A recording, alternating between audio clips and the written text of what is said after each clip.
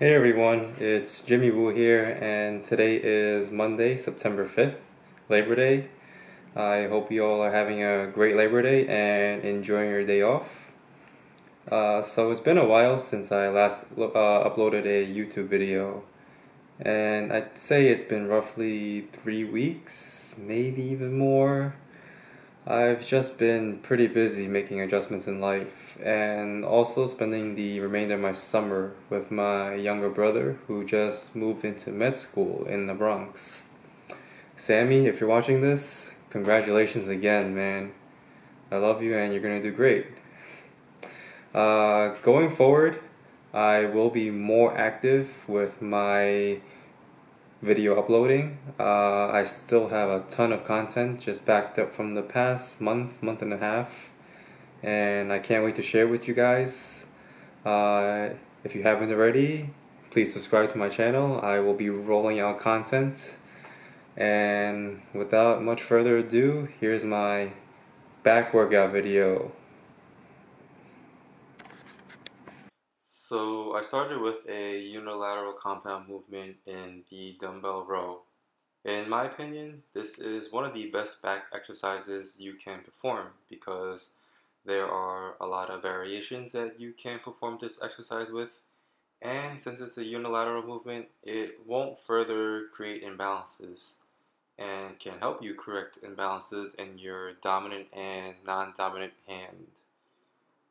And if you're ambidextrous, well, I guess you win.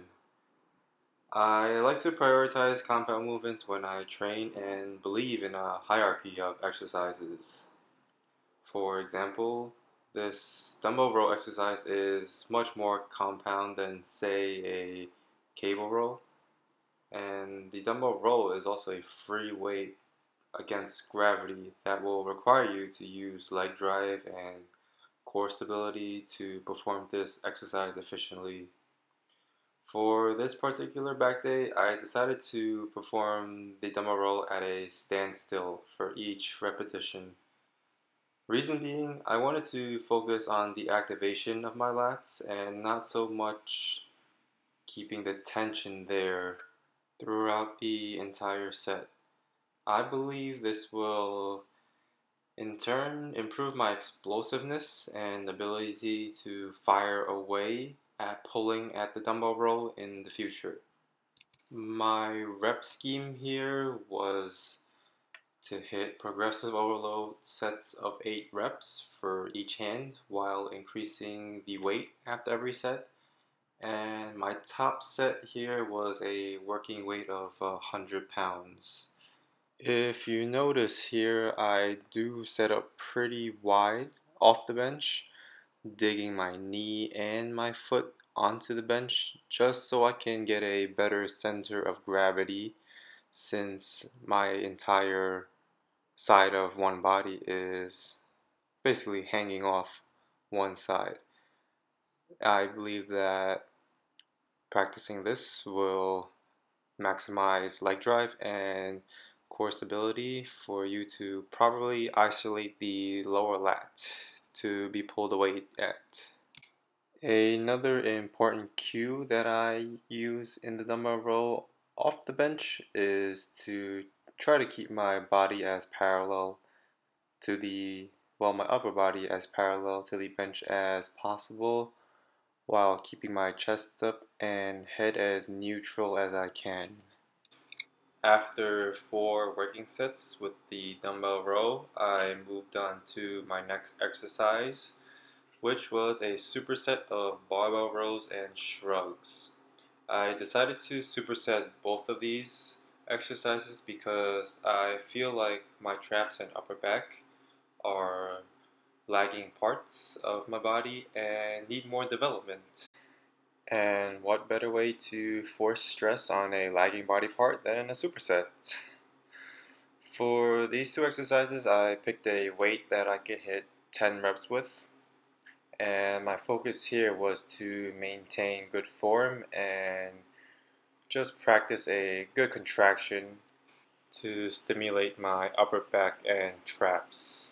I've actually started to incorporate traps into my back days because I feel like I can target them better after a whole bunch of pulling and rowing. And I think I'll continue to hit traps in my back days until I see a plateau.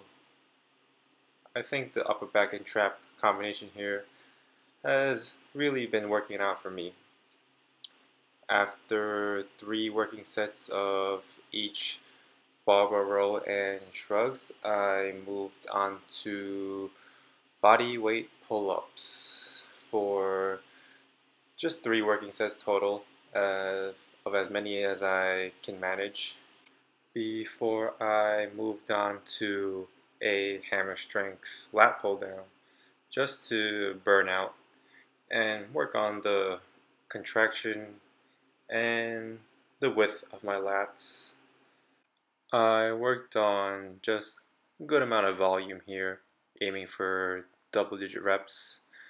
A cue that has really helped my lat development and pull-ups has been retracting and depressing my shoulder blades before I initiate the pull of this movement. I feel like that will isolate the lat completely and really help to take your arm and bicep movement away from the lats and just target it so much more effectively. I hit 3 working sets here before moving on to my final exercises, which were the straight arm cable lat pull down and the cable low row. I wanted to wrap up my workout with an emphasis on my lower lats because I feel that a better developed lower lat will in turn create a better V taper, which I believe everybody training back would like. For this straight arm cable pull down, I'm just focusing on maintaining good form and just feeling my lower lats contract, focusing on the negatives, and really feeling out every rep to make every single rep count. I actually supersetted this with a close grip lat pull down to, again, focus on the lower lats.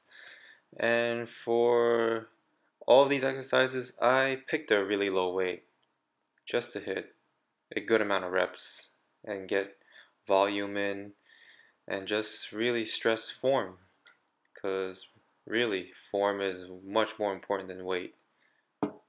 For this pull down, I also depress my shoulder blades before initiating the pull to really isolate the lats and take away any pulling that my arms or forearms might want to do.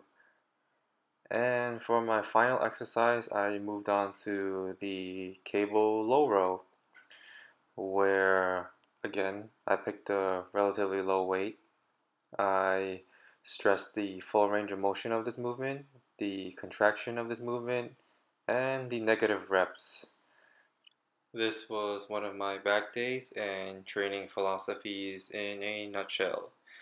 I'm sure you are tired of my voice by now, so I thank you for watching my video. I really appreciate the support.